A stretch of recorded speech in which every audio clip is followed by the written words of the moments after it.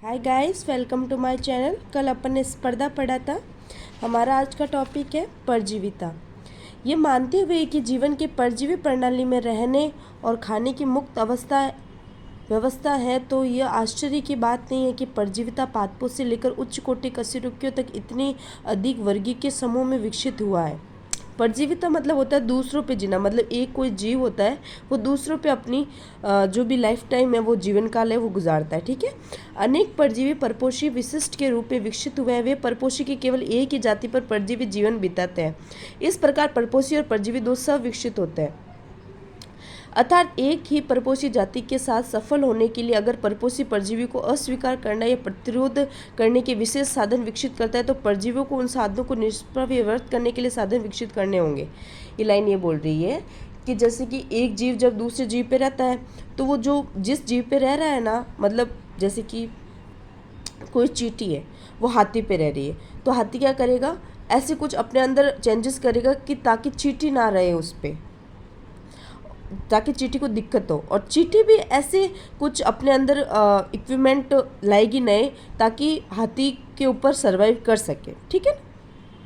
उसके बाद में अनेक परपोषी परजीवी विशिष्ट के रूप में विकसित हुए। वे परपोषी की केवल एक ही जाति पर परजीवी जीवन बिताते हैं। इस प्रकार परपोषी और परजीवी दो सब विकसित होते हैं। अर्थात एक ही परपोषी जाति के साथ सफल होने के लिए अगर परपोषी को अस्वीकार किया जाता है, तो ये भी स्वीकार करता है। ठीक है।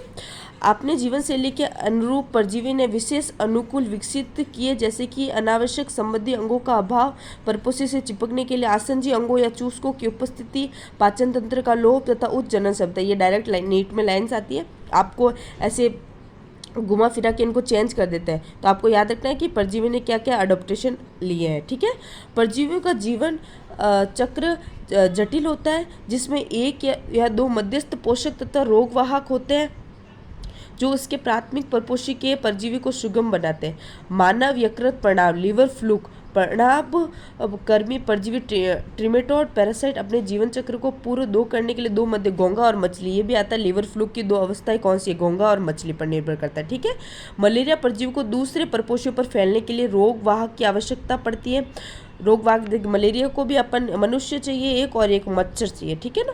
अधिकांश परजीवी परपोषी को हानि पहुंचाते हैं। परपोषी की उत्तरजीविता वृद्धि और जनन को कम कर सकते हैं और उसके समष्टि घनत्व को घटा सकते हैं। ये भी आती है लाइन में, आप अंडरलाइन कर लीजिएगा। परपोषी की उत्तरजीविता तो घटाए, जनन वृद्धि और जनन को कम करते हैं और उसके समष्टि घनत्व को घटा सकते हैं। वे परपोषी को कमजोर बनाकर उसे परभक्षण के लिए अधिक असुरक्षित बना देते हैं। क्या आप ऐसा मानते हैं कि एक आदर्श परजीवी या परपोषी को हानि पहुंचाए बिना पनप सकने योग्य होना चाहिए? तब प्रकृति वर्ण ने ऐसे पूरी तरह से अहानिकारक परजीवियों का विकास क्यों नहीं किया? परपोषी जीव के बाह्य पृष्ठ पर आसन, मतलब एक्टोपैरासाइट, ठीक है ना, करने के लिए परपोषी या बाह्य परजीवी एक्टोपैरासाइट कहलाते हैं। इसके प्रसिद्ध उदाहरण मानव पर जूह के समूह, कुत्तों पर चिचड़िया, टिक्स, अनेक समुद्री मीन, बाह्य परजीवी अधिपादप अरित्रपादों द्वारा ग्रस्त है। कसकुटा अमरबेल पर परजीवी पौधा है। ये भी आता है। कसकुटा किस पे पौधा है? अमरबेल परजीवी पर।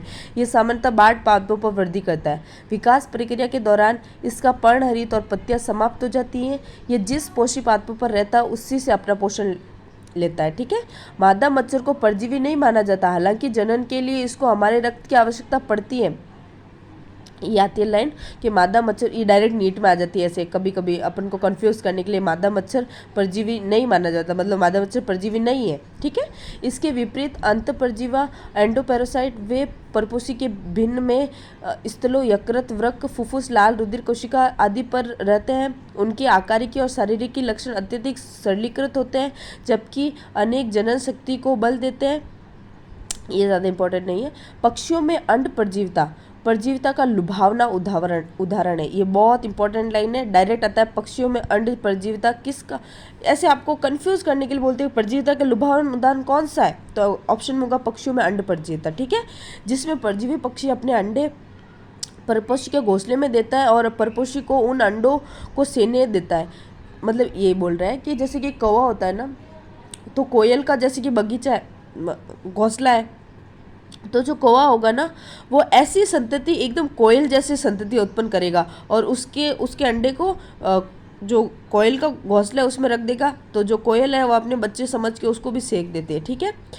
विकास प्रक्रिया के दौरान परजीवी पक्षी के अंडे साइज और रंग परपोषी के अंडों के सदृश विकसित हो गए ताकि परपोषी पक्षी द्वारा विजातीय अंडों को पहचान लिए जाने और घोंसले से उन्हें निकाल दिए जाने की संभावना कम हो जाए। आपने आसपास के पार्क में प्रजनन ऋतु वसंत से ग्रीष्म ऋतु के दौरान कोयल की गतिविधियों को पूछा होगा और अंड परजीता को, ये कोयल वाले एग्जाम्पल, ठीक है ना, अंड परजीता डायरेक्ट आता है। अब नेक्स्ट टॉपिक है सहभोजिता। ये ऐसी पारस्परिक क्रिया है जिसमें एक जाति को लाभ होता है और दूसरी को ना हानि होती है ना लाभ होता है। मतलब एक जाति तो लाभ उठा रही है और दूसरी को ना हानि हो रही ना। आम की शाखा पर अधिपादप, ये डायरेक्ट एग्जाम्पल आता है, आपको ऑप्शन में लिखा होगा क्वेश्चन में। आम की शाखा किसका एग्जाम्पल है, अधिपादप किसका एग्जाम्पल है, आपको ऑप्शन में होगा सहभोजिता का, ठीक है। कि रेम में उगने वाला आर्किड और वेल के पीठ पर आवास बनाने वाले बार्निकल को फायदा होता है, आपको सब याद रखने पड़ेंगे ना एग्जाम्पल। जबकि आम के पेड़ और वेल के इनको कोई लाभ नहीं। ये बोल रहे हैं कि जैसे कि आम की पेड़ है उस पर कोई अधिपादप मतलब कोई उस पर कोई पेड़ उग गया, आर्किड आ गया, ठीक है ना, तो उस आर्किड को फायदा हो रहा है, आम को तो कुछ फायदा ही नहीं हो रहा है, ठीक है। और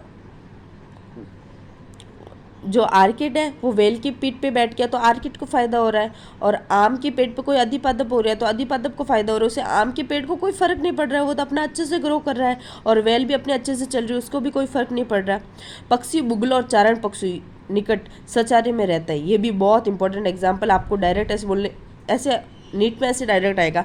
पक्षी बगुला और चारण पशु निकट किसके एग्जाम्पल है, सहभोजिता के, ठीक है। यदि आप कृषि फॉर्मकारी ग्रामीण क्षेत्र में रहते हैं तो आपको ये दृश्य देखने को मिलेगा। सहभोजी का उत्कृष्ट उदाहरण है, सहभोज ऐसे डायरेक्ट आ सकता है, सहभोजिता का उत्कृष्ट उदाहरण कौन सा है, तो आपको याद रखना है पक्षी बुगला और चारण पशु निकट साचार्य में रहते हैं, ठीक है। जहाँ पशु चढ़ते हैं और उसके पास बुगले भोजन प्राप्ति के लिए रहते हैं, क्योंकि जब पशु चलते हैं तो वजन स्थिति सॉरी, ये बोल रहा है कि जब है ना, जैसे कि गाय चल रही है, कोई भी पशु चल रहा है तो छोटी छोटी झाड़ियाँ और वो होती है